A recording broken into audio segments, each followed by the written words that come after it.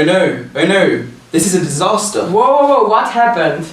The event we've been planning for months just lost its venue at the last minute. Our main speaker cancelled and, oh yeah, someone just sent out the wrong version of the funding report. Oh, whoa, that sounds like a crisis. Exactly, and guess what? That's exactly what we're going to be talking about today, crisis management. So welcome back to the podcast Shaping the Future, and here with you is... Teo. And Thea. And today on our podcast, as the previous two episodes, we're gonna talk about the biggest challenges in youth NGOs and find real practical solutions for it. And if you've been in the past with us, you know we're all about making our organization stronger and better. And let's be honest, crises will happen. Whether it's financial struggles, conflicts in the team, external pressures, or unexpected logistical nightmares, every youth organization will face tough moments. And that's why understanding crisis management is so important. It's not just about putting out fires, it's about preparing for them, learning from them, so we can come out even stronger. So in today's episode, we're going to break it all down. What causes crises? How do they affect our organizations? And most importantly, how can we manage them in a way that keeps our teams and missions on track? Because let's be real, stressing out and panicking, it's not a strategy, but having the right tool and a mindset, that's what makes a difference. Let's dive in. Ladies and gentlemen, welcome to the Shaping the Future podcast. And today I have one of my friends all the way to share with us some few nuggets on what exactly is crisis management. Alex, it's always a pleasure to have you. Can you please tell us what are some of the experiences and difficulties that you might have encountered in your work as a young person in an NGO? What exactly is crisis management in the work that you do? Thank you first for the invitation. I think what all people today in the podcast have in common is that we are familiar with the concept of summer camps. So everyone has either participated or even organized one, and as we know, summer camps are the best time, but also a lot of things can go wrong. So I want to share some scenarios. Imagine you have a summer camp with a lot of children and youth, and there is one team that is never joining the meetings and they're partying until late, but when it's actually up to do the work, they are not arriving. Or situations we discussed today was also about food poisoning. I mean, imagine everyone has to run to the toilet, but food is coming only very late, and you also maybe have financial issues. Or something that I am familiar with is heavy rain. Wow.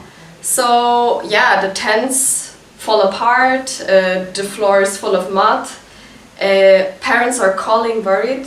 So, and another example, which I can even remember myself from my childhood, is lice. Wow.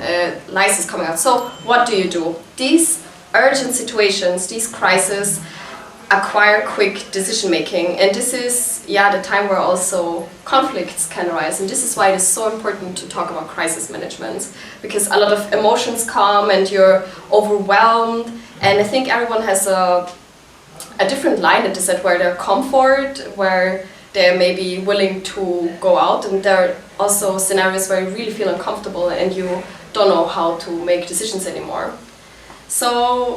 But crisis, and I think this is what we will be discussed next, can also create a positive outcome. They can create resilience, they can create solidarity. It can be a learning experience, but only when we really learn out of it and take time for reflection. Wow, thank you so much, Alex, for flipping the coin to look at crisis management and give us a message of hope. Thank you so much for that. Thank you. It's always a pleasure to have you.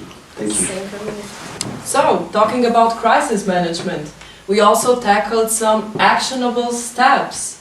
They were called the 8 steps of how to crisis management. Can you tell us more, please? Yeah.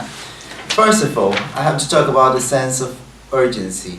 We need to identify what is the urgency, what is the crisis, and then it's so important to have a meeting, an emergency meeting, to establish the first communication. It will depend exactly, it will depend on what a specific problem it is. Second, it's so important to build guiding coalitions.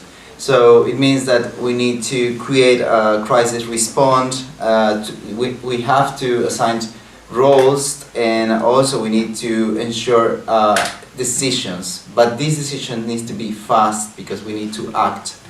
The third is the create a strategic vision. This is also very important. We need to define the desired outcomes. We design the results that we need. Also, we need to find resources, and it's so important that all these things that we're doing needs to be in a realistic time. Fourth, we need to enlist maximum of people, squad. So in order to transmit the message and define also the communication channels. For example, if we are in a camp with a big group, it's so important to use the leaders of every group and try to tell them what is going on with transparency always. And also it's so important to provide a space for feedback.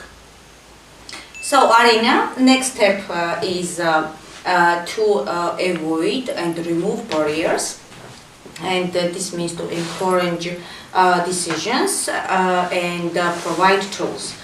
Because in general in the crisis management there could be some bureaucracy, but if we want to make some quick and efficient decision, we have to remove sometimes the barriers. Next step is generate short-term wins. It means to make some quick decisions and communicate and celebrate.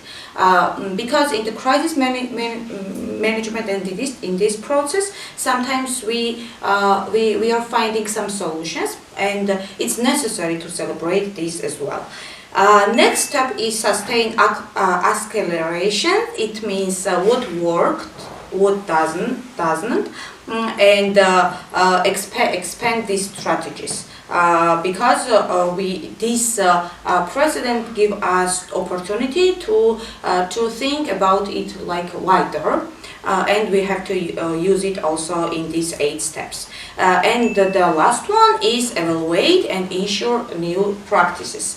And in some crisis management, there also gives us opportunity to have new protocols, for example, new strategies in the NGOs or in other workplace, and make these protocols and these strategies and in general this product will help us in the future in another crisis management. That was all, and we hope it will help you. Yeah, thank you so much for your valuable inputs. I believe this analysis framework will be very valuable to other volunteers at NGOs. Thank you again. Thank you. So, how we said, crisis management is an important process aimed at addressing unexpected events that may threaten the stability of NGOs and youth movements. As we have seen, this management requires making well thought out discussions through prior planning and the ability to adapt changing the situation. It's very important to recognize that crises are an inevitable circle we face in many aspects of our daily work. The most important thing to be aware that they are always present, legitimate, and that we must care for ourselves, our partners, and our youth in our NGOs and our youth movements. To emerge from them with the last possible harm. Friends, dear comrades, in the midst of the crisis we may face, always remember that taking care of ourselves is the first step toward effective crisis management. Through full awareness of the importance of our mental and physical health, we can face any situation stronger and more creatively. Every crisis is an opportunity to learn something new about our ability to adapt. Don't let any crisis pass without benefiting from the lessons it carries. Take care of your health, strength, your skills, and always be ready to stand firm in the face of any challenge. Always with you. Oh, well, thank you so much for coming to yet another segment in the Shaping the Future podcast. We have spoken at length about what exactly is crisis management. We have spoken at length about some of the experiences and difficulties. We have also taken a step further to discuss the various steps which we can use to mitigate and prevent crisis management. And so today I would like to pose a very interesting question to one of our guests today and say, what exactly is the circle of crisis management? So in NGOs, in non-profit organizations, it works like that we always have crises. Crises are a part of what we do, but because we love what we do, it's important for us that the circle of crisis is always going to happen. It's on us how we're going to take it and how we're going to deal with it. And I think that with the organization that we have behind us, we are manageable to do anything we want, and that's it. I think that that's the main point of the circle of crisis. Wow, thank you so much for that insightful information to say that crises are inevitable. Thank you so much for that. Thank you. Thank you. You're amazing.